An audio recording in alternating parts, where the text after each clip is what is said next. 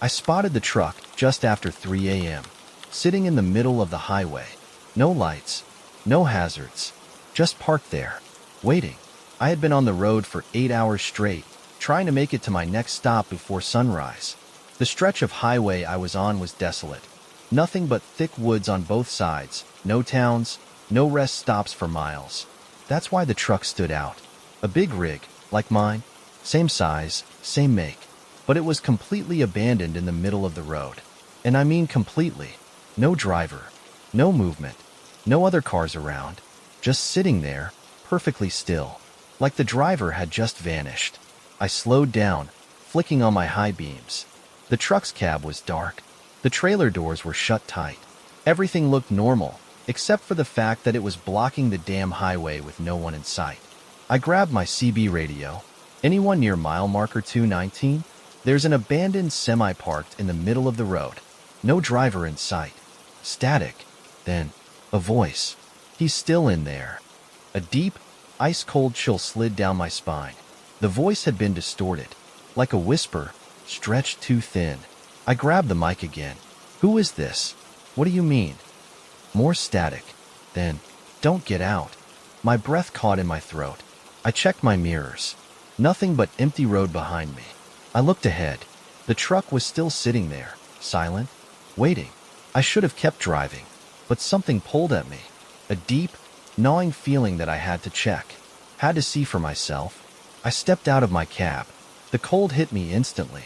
Colder than it should have been. The air felt thicker, heavier, like something was watching me. I made my way toward the cab of the abandoned truck. The closer I got, the worse it felt. The silence around me was too perfect. No wind, no rustling trees, not even the faint hum of insects. Just me and the truck. I reached the driver's side door. It was unlocked. I pulled it open and immediately wished I hadn't. The cab was empty, but it didn't feel empty. The driver's seat was pulled forward, like someone had just been sitting there. The dashboard was still warm. The keys were in the ignition, but the engine was off. A half-empty coffee cup sat in the holder. A CB radio dangled from the dashboard, still transmitting faint static. And on the passenger seat, a red envelope. My heart pounded. I reached for the envelope with shaking hands. The paper felt warm. I peeled it open. Inside was a single note, written in small, careful handwriting. He's still in here. I staggered back. The air in the cab felt wrong, like it was too thick, too heavy. I scanned the cab again, checked the mirrors, the footwell, the sleeper cabin. Nothing. Empty. But then, a sound. Soft. Barely a whisper. Coming from the sleeper curtain. It was closed. Just slightly. A few inches of darkness beyond the fabric. I swallowed hard. Something inside me screamed not to check. But I had to. Had to be sure. I reached out, fingers trembling, and grabbed the edge of the curtain, pulled it back, and something looked back at me. A face. Pale. Sunken eyes. Mouth stretched too wide, too sharp. Like a man trying to mimic a smile but getting it wrong. The worst part? It wasn't sitting in the sleeper cabin. It was crawling on the ceiling, head twisted upside down, grinning, waiting. I slammed the door shut, ran, didn't look back, didn't breathe until I was inside my truck, locking the doors. I threw it into gear, hit the gas. My headlights swept over the abandoned truck one last time, and standing beside it now was him, watching me leave. I drove for 2 hours straight, didn't stop, didn't slow down. When I finally pulled into a rest stop, I was shaking so hard I could barely park. I took a deep breath, tried to calm myself, told myself I had imagined it, until I glanced at my passenger seat and saw it. Another red envelope. I stared at it, heart hammering. I didn't want to open it, didn't want to see what it said, but I had to. With trembling fingers, I peeled it open. Inside was a new note. Same handwriting, same careful strokes. Next time, you won't get away. I don't take that highway anymore, and I never stop for abandoned trucks. Because now I know, some drivers never leave their rigs, and some of them are still inside. I saw the first one standing at the edge of the road at exactly 2:17 a.m. Just standing there, Not moving, not hitchhiking, just watching. I had been driving for hours, moving through a long stretch of forest highway. Thick trees on both sides, no lights, no towns, just dark, endless road. I was the only vehicle out there, or at least that's what I thought. Then, I saw him. A man in dark clothing, standing right at the tree line, face hidden in shadows, not moving, not even shifting his weight, just staring at me. I passed him, keeping my eyes locked on the road. But the moment my truck rolled past, I felt it, that creeping sensation of being watched. I checked my side mirror, and my stomach dropped. The man's head was still turned toward me. His body hadn't moved, but his face followed the truck. His eyes locked onto mine. I exhaled sharply, forcing my grip to loosen on the wheel. It was nothing, just some drifter, maybe someone hiking through the woods. But the way he was standing there, so still, it made my skin crawl. And then, a mile later, I saw another. Same stance, same tilted head, same dead, unmoving stare. And this time, when I passed, I saw something that made my blood run cold. His mouth moved, just a fraction, like he was muttering something under his breath. But I was going too fast to hear. I checked my mirrors again. Nothing. The road was empty behind me. No headlights. No sign of the first man. Just endless, dark pavement stretching back into the trees. My pulse pounded in my ears. Something about this wasn't right. And then, up ahead, something was lying in the middle of the road. I slammed the brakes. My tires screeched against the asphalt. My headlights illuminated the figure sprawled across the pavement. A body, face down, motionless. My hands clenched around the wheel. This was a setup. I've heard stories of people staging accidents to get truckers to stop. Then they jump you, rob you, or worse. But as I sat there, gripping the wheel, something about this felt wrong. This didn't feel like an ambush. It felt like a trap. I flicked on my high beams, scanned the area, checked my mirrors. No one, no movement, just me, my truck, and the body in the road, waiting. I clenched my jaw. I wasn't getting out. I wasn't going to be that guy in the horror movie. So I decided, I'd drive around it. I edged my truck forward, moving toward the opposite lane. My tires crept along the yellow lines. I passed the body, giving it as much space as possible. Didn't take my eyes off it. Didn't breathe. Didn't blink. And then, in my side mirror, the body moved. A slow, sickening motion. It didn't get up normally. Didn't push itself off the ground like a person waking from sleep. It rose all at once, like something pulling up a puppet by its strings. Lifting straight up, spine stiff, head snapping toward my truck. And then, it started running. I slammed the gas. My truck roared forward. I didn't look back, didn't check my mirrors. I just drove, faster than I ever had, heart hammering, breath ragged, because I knew if I looked, I'd see them, all of them, standing at the edge of the road, watching, waiting. I didn't stop until I reached a crowded truck stop. Didn't sleep that night, didn't even get out of my truck, just sat there, thinking about that thing in the road, the way it had moved, the way the others had been waiting for me to see them. Like it was a game, like they had done this before.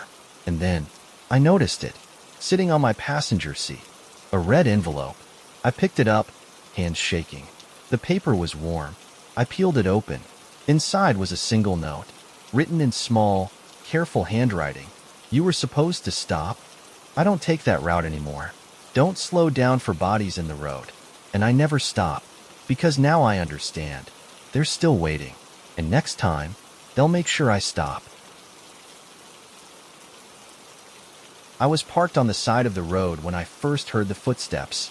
Light, careful, like someone was circling my truck. I had pulled over around 3 a.m. at a small rest area off the highway. Nothing but a couple of vending machines, a single street light, and a dark, empty lot. I had been driving for over 10 hours and figured I could shut my eyes for a bit before finishing the haul. I wasn't planning on staying long, but I never should have stopped at all. The moment I killed the engine, I noticed how quiet it was. No wind, no crickets, just dead silence. I leaned my seat back, letting out a deep breath, checked my mirrors out of habit, and that's when I saw it. A man, standing just outside the glow of the streetlight. I sat up straight, pulse quickening.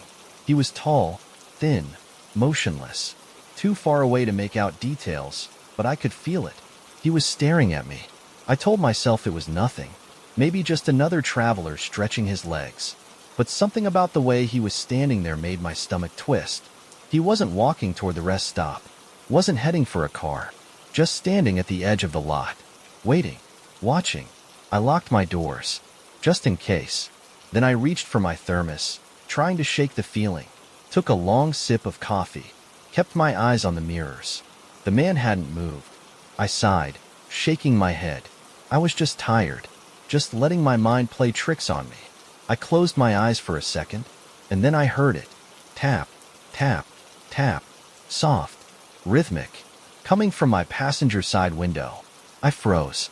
My breath caught in my throat, because my truck was tall, too tall for someone to just reach the window. And yet, the tapping continued. Tap, tap, tap. Deliberate, patient, like whoever was out there had all the time in the world. I slowly turned my head, tried to see past the darkness, but I couldn't. The window was completely black, like something was blocking it, or like something was pressing its face against the glass. A deep chill settled into my bones. I reached for the keys, hands shaking. Then, a voice, low, amused. Open up. I slammed the engine to life. The moment my headlights flashed on, the tapping stopped. I turned, scanning my mirrors. There was no one there. Nothing but the empty lot, stretching into darkness. But my passenger window, there was a smudge. A single, greasy handprint. I didn't stay, didn't question it. I threw the truck into gear and peeled out of that rest stop. Didn't check my mirrors. Didn't look back. Just drove. 15 minutes later, my breathing had almost steadied. I told myself it had been a prank, just some drifter messing with me. But then, my CB radio crackled to life, and a voice, low and distorted, whispered, "Why didn't you let me in?" I nearly swerved off the road. My hands were shaking as I grabbed the mic. Who is this? Static. Silence. Then, faintly, laughter. I turned off the CB. Didn't want to hear another word. Didn't want to know who or what was on the other end. But the worst part? I wasn't alone.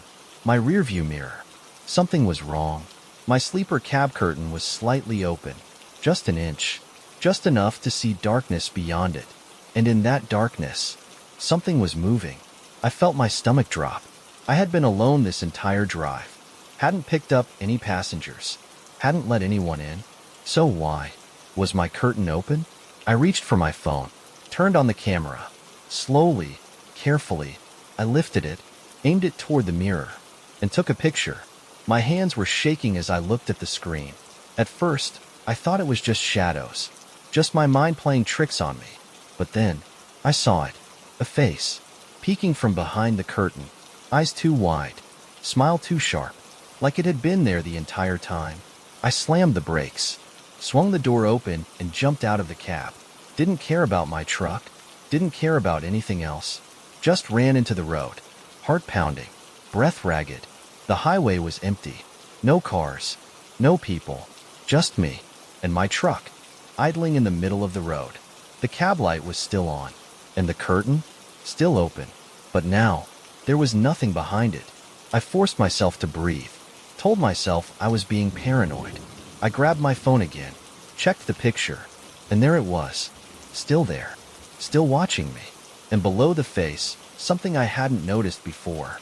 A hand, holding something red. A red envelope. I never checked inside, never drove that route again. And now, every time I pull my sleeper curtain closed, I double-check the lock, because I know something got in that night, and next time, I might not be so lucky.